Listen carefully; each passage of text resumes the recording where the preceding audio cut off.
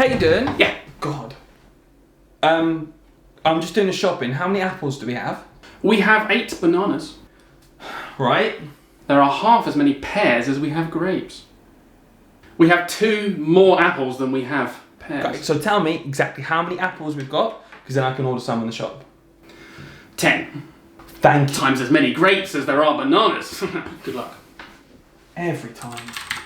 Okay, that's how frustrating it can be to try and work something out when you're bombarded with information. And that's exactly what these logic puzzles do. And you find them in the verbal reasoning part of the Kent test. Let's take a look at an example and see how we can put this information into something much more digestible so we can get to the answer quicker.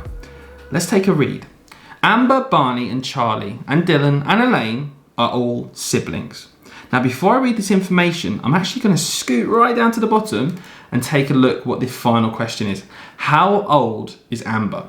So this is all about harvesting information about these children's ages.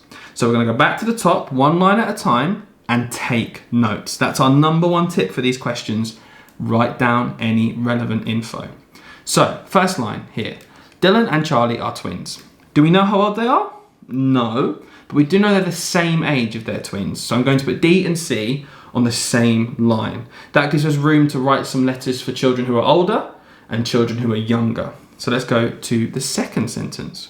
Elaine is the youngest. Okay, so I can put an E underneath. Could there be a child in between Elaine and the twins? Yes, so I've left a gap, but we don't know yet. So this is all we know so far is Elaine is younger than Dylan and Charlie. Let's look at line 3.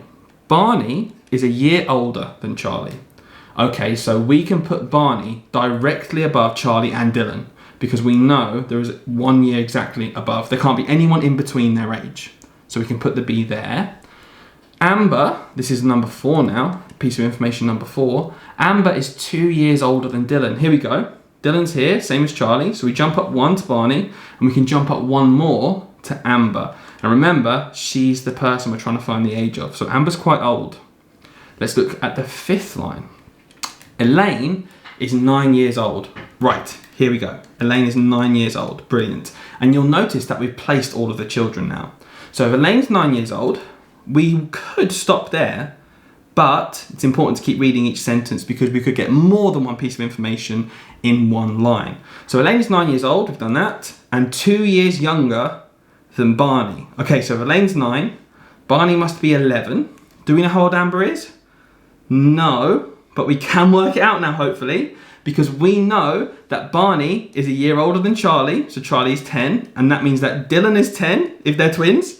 And the final piece of the puzzle, going through the whole sibling group, is that Amber is 2 years older than Dylan. So if Dylan and Charlie are 10, Amber must be 12. No chance we'd have got that question just holding the info in our head, but using these notes, making it really clear, we can give our answer is D.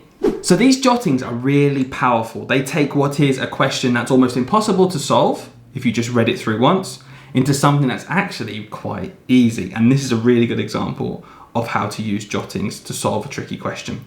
Let's take a look. A local football league has 5 teams. Okay, that's important. Remember last time we skipped straight to the question at the bottom to find out what the relevant info will be. Which team has the fewest points? Okay, so we're going to have to order these teams in some kind of league table, and that's what my jottings are going to be. So back to the top, line number 1. Team 5 has as many points as Team 4 and Team 1 all together. So what I'm going to do is I'm going to put Team 5 quite high up. I know that Team 5 are high up in the league table because they're above Team 4 and Team 1. So I'll put them there.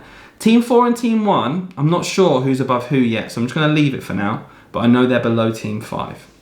Looking at line 2. Team 3 has fewer points than Team 4. Aha, okay, so I can put Team 3 here, and I can put Team 4 above them. So again, we don't know where Team 1 is yet, we just know Team 1's below Team 5, but that's a rough order there so far that we know is the right order. And looking at the final line here, Team 2 has fewer points than Team 1, but more points than Team 4. Aha, so I can put Team 2 here above Team 4. And as for Team 1 has more points than Team 2. Well, we know from up here that Team 1 can't have more points than Team 5, So team 1 goes in between team 5 and team 2.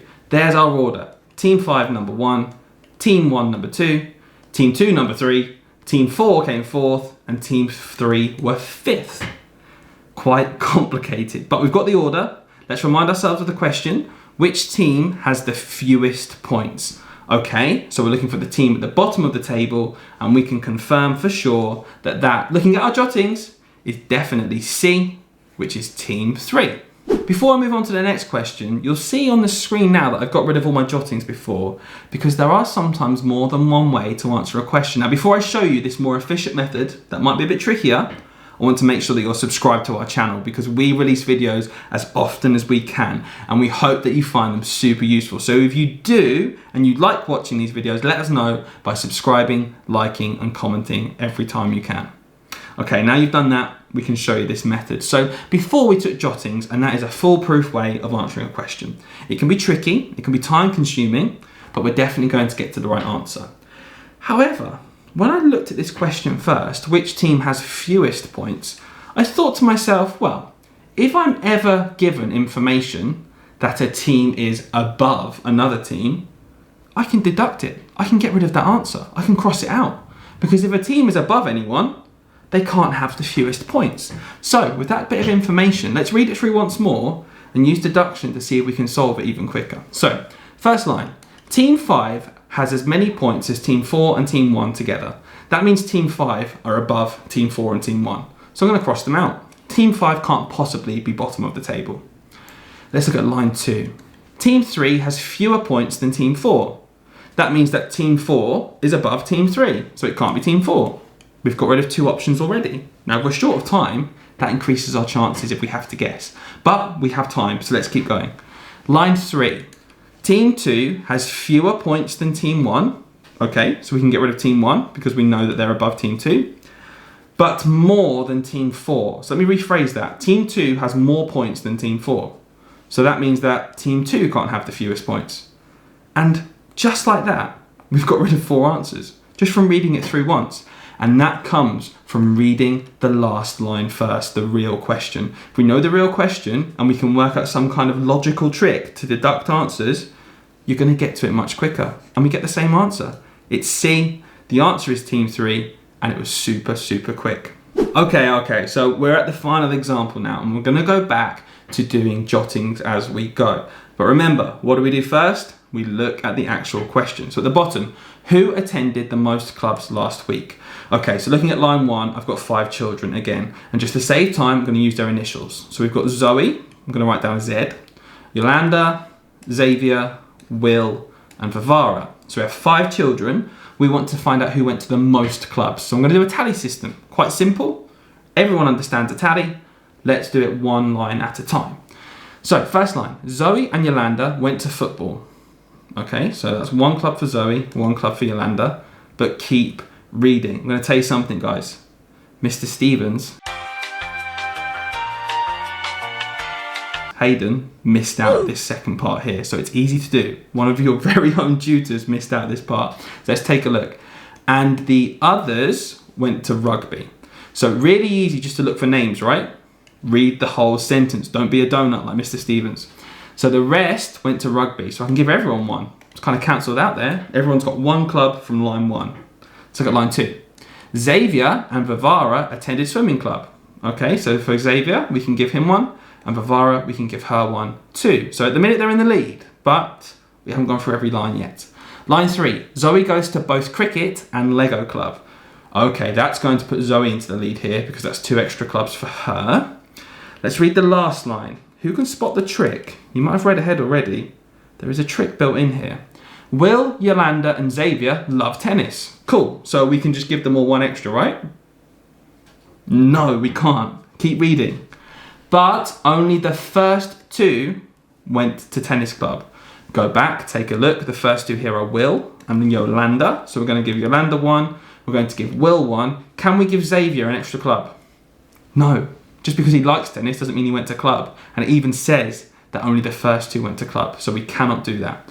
That is all of the information. Can you see how much writing is in this question? We've condensed it into just a simple tally chart. And now the question is super simple. Who attended the most clubs last week? Well, as you can see, Zoe. Zoe went to 3 clubs, the rest of them went to 2. These questions are a lot more simple if you just take notes. It's your go now, so pause this video, read the question carefully, and let us know in the comments if you can answer it. Remember, take jottings. It makes these questions 10 times easier. If you liked what you watched, be sure to like this video and please do subscribe, because we are coming back as often as we can with more videos to help you prepare for this test. We'll see you next time.